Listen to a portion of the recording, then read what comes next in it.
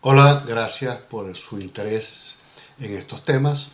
Hoy vamos a hablar de aspectos fundamentales de la biología evolutiva y que tienen un impacto importante sobre otras áreas del conocimiento, inclusive sobre nuestra percepción en el mundo.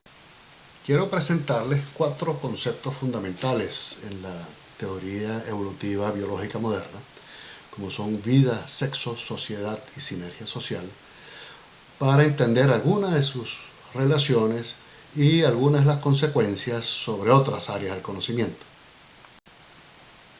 El primer concepto, vida, ¿qué es la vida?, es quizás uno de los conceptos más difíciles de definir. En otras presentaciones hemos visto algunas de sus formas de entenderse, pero claramente no hay un consenso de una definición clara que separa vida de lo que no es vida. No tenemos dificultad en identificar objetos que no son vivos. Sabemos que los cristales, las galaxias, muchos sistemas complejos inorgánicos pueden presentar elementos de evolución, pueden cambiar, pueden ser sumamente complejos, pero nuestra intuición nos dice que no son vida. Cuando vemos algo vivo, cuando vemos vida, no cabe ninguna duda de lo que estamos viendo. O sea, en algunos casos pueden haber cosas donde dudamos, en el caso de los virus, en el caso de algunos organismos congelados, podríamos discutir si están vivos o no están vivos, pero cuando un organismo como estos que vemos en la pantalla se nos presenta delante de nosotros, claramente sabemos que está vivo. Una de las propiedades más interesantes de la vida es su transformación y sus cambios que sufre en el tiempo o el proceso de evolución. Este proceso fue identificado y caracterizado como tal hace más de 100 años por Alfred Russel Wallace y Charles Darwin. Son considerados los fundadores de la biología moderna. Las características más importantes o las propiedades más fundamentales de la evolución biológica la podríamos resumir en 3. Una es la transmisión vertical de la información o la reproducción del organismo. La otra es la variación que sufre estos organismos a lo largo del tiempo o las mutaciones que sufren los individuos, y el otro es la selección natural o el proceso mediante el cual unos organismos sobreviven y pasan a producir descendientes y otros no. En cuanto a la transmisión de la información, es algo que hoy en día está bastante más popularizado. Sabemos que el DNA, una molécula de ácido deoxirribonucleico, es la que codifica la información que va a servirle a la maquinaria de enzimas y de proteínas de un organismo para producir el organismo nuevo y reproducir todas las funciones vitales de ese organismo.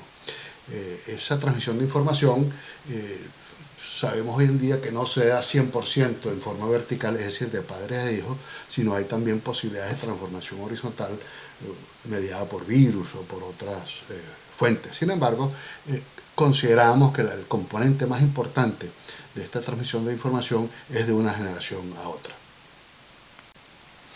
El otro componente que mencionábamos es la variación o la producción de mutaciones que producen organismos algo diferentes. Eso lo vemos en cualquier sistema vivo que quisiéramos explorar, incluyendo pues, los humanos. O sea, no hay un humano que sea igual al otro. Todos variamos en pequeña o en grande medida de los otros humanos sobre la Tierra, y a pesar de que haya miles de millones de humanos en la Tierra, ninguno es igual al otro. El tercer proceso del que hablábamos es la selección natural. La selección natural es quizás uno de los fenómenos más fabulosos que conocemos en la dinámica de la vida. Proceso muy simple, pero que cuesta entenderlo en la profundidad de su contenido.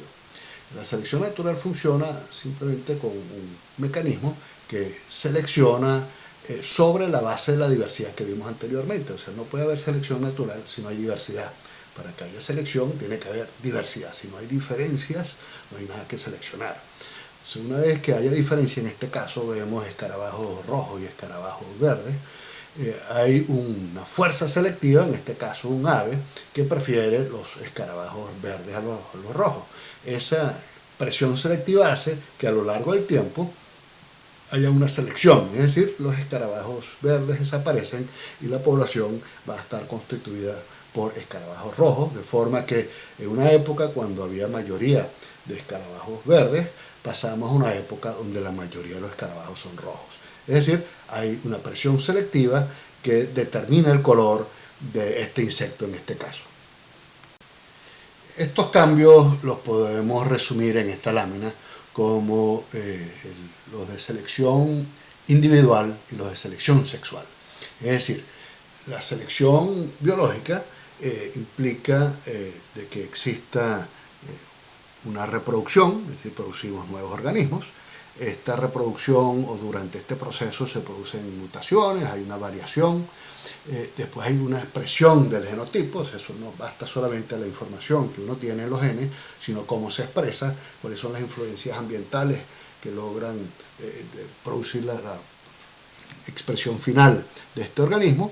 La selección actúa sobre esta forma final y después existe nuevamente un proceso de reproducción que en la mayoría de los casos está acompañado por sexo, es decir, por reproducción sexual.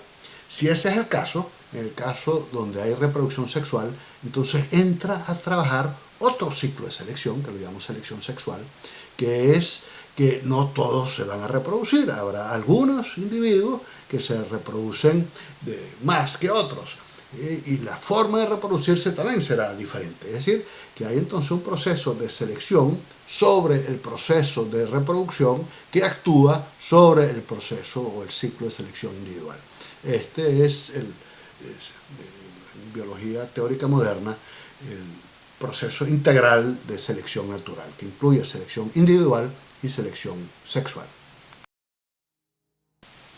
No todos los organismos vivos se reproducen usando selección sexual. Hay muchos organismos que se reproducen en forma de clones o en forma de procesos que no requieren sexo, es decir, reproducción asexual.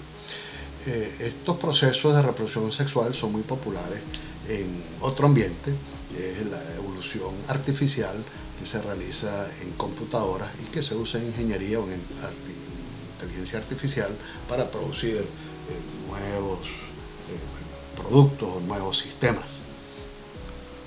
Aquí vemos un ejemplo de esa evolución, donde en una computadora producimos objetos que tienen algunos subpartes en su composición que se mueven, y la relación entre la forma del objeto y la forma de movimiento de ese objeto permite que el organismo artificial se desplace o no se desplace. Los organismos más exitosos en ser desplazados entonces son seleccionados, producimos mutaciones sobre estos organismos y producimos otra generación de organismos que compiten en cuanto a su capacidad de moverse o desplazarse en el espacio, y así sucesivamente, y vemos cómo a lo largo del proceso logramos organismos artificiales que mejoran su capacidad de movimiento. Según la ventana de tiempo que usamos para estudiar la evolución biológica, veremos una dinámica diferente. Por eso hablamos de macroevolución y de microevolución. Uno de los procesos que emerge de esta dinámica evolutiva es lo que llamamos la adaptación o el valor adaptativo. Por ejemplo, en este caso, este aparato que vemos aquí ¿sirve para qué? ¿Es bueno para qué? ¿Está optimizado para qué? Esto solo lo sabremos si conocemos la función de este aparato. En este ejemplo vemos que está finamente diseñado y perfectamente adaptado a rebanar aguacate, pero debe ser totalmente inútil para cortar carnes. Este proceso de adaptación, dependiendo del entorno, entonces produce una especiación, es decir, una diferenciación de la población que se adapta a diferentes circunstancias, produciendo especies diferentes que a su vez se agrupan en familias diferentes, en órdenes diferentes, produciendo la biodiversidad que conocemos hoy en día. Con este conocimiento vamos entonces a tratar de entender cuál es el proceso evolutivo y las fuerzas adaptativas que ha sufrido la humanidad y en especial su órgano más importante, el cerebro. El consenso hoy en día es que las fuerzas selectivas que actuaron sobre la evolución de nuestro cerebro no es la necesidad de resolver ecuaciones diferenciales, sino la necesidad de resolver problemas sociales y afectivos. Esto es, nuestro cerebro está optimizado para enamorar a una pareja, para resolver conflictos sociales, más no para analizar en profundidad problemas de la física cuántica. Por ejemplo, nuestro cerebro está perfectamente entrenado para ver figuras eróticas en esta imagen, a pesar de que esta imagen lo que representa son delfines bailando. En términos de la biología evolutiva, entonces, el cerebro ha sufrido un proceso de selección sexual muy importante. Es decir, nuestro cerebro está optimizado en la búsqueda de la pareja y el mantenimiento de las parejas. Para entender cómo funciona la selección sexual, tenemos que entender cómo funciona el sexo, para qué existe el sexo. En la base del concepto de sexo, lo que tenemos es un mecanismo para producir variaciones, para producir formas diferentes de expresión genética que produzcan organismos diferentes. Y cada una de estas formas diferentes de reproducción sexual produce dinámicas diferentes. Si analizamos cada una de las dinámicas que conocemos y las que no conocemos, vemos que hay algunas que son mejores que otras. Por ejemplo, la reproducción bisexual, la que utilizamos entre todos los mamíferos, incluyéndonos los humanos, es mucho más eficiente a largo plazo en producir diversidad que la reproducción asexual o la trisexual.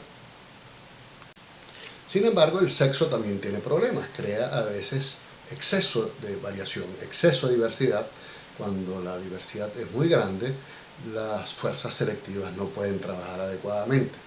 Y una de las formas que inventó la evolución para resolver este problema es lo que llamamos la homofilia o la reproducción asortiva, la reproducción entre parejas que se parecen, que tienen un parecido importante. Esta homofilia, narcisismo o preferencia por algo que se parezca a uno es evidente en muchas áreas de nuestra vida, no solamente en la búsqueda de pareja, sino también en la búsqueda de nuestras mascotas, en las preferencias políticas y en muchos otros asuntos que hemos podido estudiar.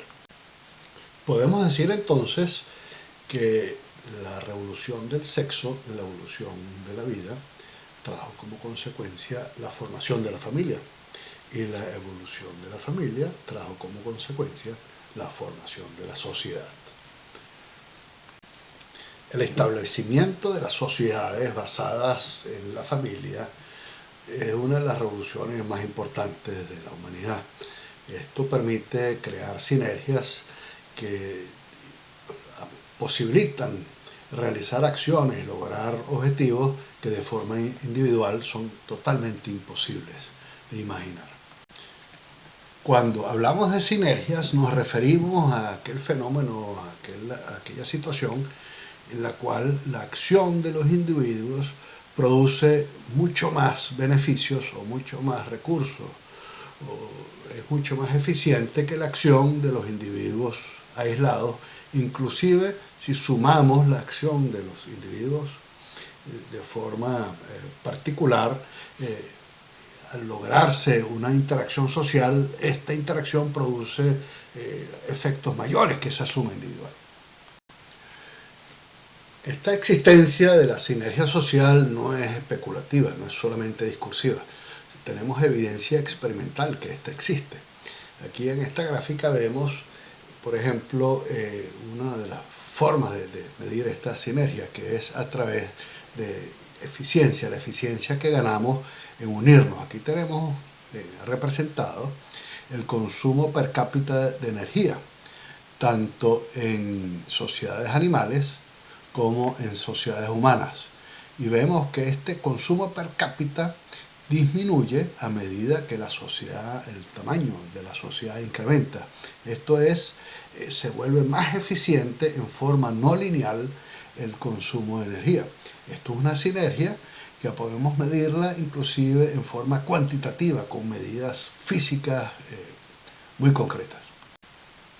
La expresión más concreta de esta sinergia, y que fue capturada por Adam Smith hace muchos años, es la división del trabajo. Es decir, la eficiencia de una sociedad se logra porque cada individuo se dedica a uno o dos aspectos particulares de la vida económica o la vida social, y esto lo hace mucho más eficiente. Por lo tanto, la suma de estas actividades en su conjunto es mucho más eficiente a que un solo individuo se dedicara a construir barcos, violines, casas y arrear burros al mismo tiempo, ¿no? Entonces, al tener el burrero, el navegante, el músico, el zapatero y el cocinero como actividades separadas, aumenta en órdenes de magnitud la eficiencia de una sociedad. Si analizamos la historia de la humanidad en los últimos 3, 4 mil años, vemos que hasta hace muy poco la mayoría de las actividades eran realizadas por cada uno de los individuos que componían una sociedad. De hecho, la religión, que era la teoría cognoscitiva actual de la sociedad, englobaba absolutamente las normas para todas las actividades que se realizaban. Es realmente a partir de Galileo, del siglo XVII, del nacimiento de la ciencia, que inclusive la actividad intelectual se separa, pues ya los aspectos teológicos se separan de los aspectos físicos, los aspectos emotivos se separan de los aspectos racionales, y se forma un sistema de avanzar en el conocimiento que se basa en la visión del trabajo. Esta división del trabajo con Galileo implica la separación de la teología, la religión, de la ciencia. Es decir, nuestro conocimiento de la naturaleza ya no depende de lo que creen las autoridades o de lo que son los caprichos de algún intelecto importante, sino depende de la demostración empírica y de la evidencia experimental que podamos ofrecer para explicar estas innovaciones. Y este simple cambio de forma de ver el mundo, de analizar el conocimiento, representa la revolución más importante que ha vivido la humanidad en tiempos históricos, o sea, en tiempos de que podamos valorar o podamos establecer en forma concreta. Es decir, el nacimiento de la ciencia o el aceptar que la evidencia empírica es más importante, es superior a cualquier otra consideración que podamos tener, sea esta autoritaria, sentimental o religiosa. Hemos visto entonces cómo la interacción entre objetos inanimados a través de este fenómeno de producción de sinergias produce o emerge la vida. Entre la interacción de individuos se producen fenómenos que crean la sociedad. Entre interacciones de las diferentes ciencias se produce la tecnología. Entre las interacciones de diferentes fuerzas económicas se produce el mercado. Y estamos hoy en la fase donde las interacciones, diferentes formas de manejo de la información, están produciendo algo que todavía estamos incapacitados de definir, pero que vemos que está emergiendo en este momento y que será interesantísimo observar en los años que vienen en qué se puede convertir. Es decir, que la vida, el sexo, las sociedades, la producción de sinergia, son conceptos que están íntimamente ligados entre sí, que son un continuo de algo más importante, más grande, que es la vida y su dinámica, y que tenemos que entender como un conjunto, como interacciones y objetos al mismo tiempo, para poder entender el significado que ellos puedan tener sobre nosotros, sobre nuestra vida, sobre nuestras circunstancias y sobre el conocimiento que podemos producir a futuro. Gracias por su paciencia y vamos a tratar de responder algunas preguntas vía otros medios internauticos de los cuales disponemos.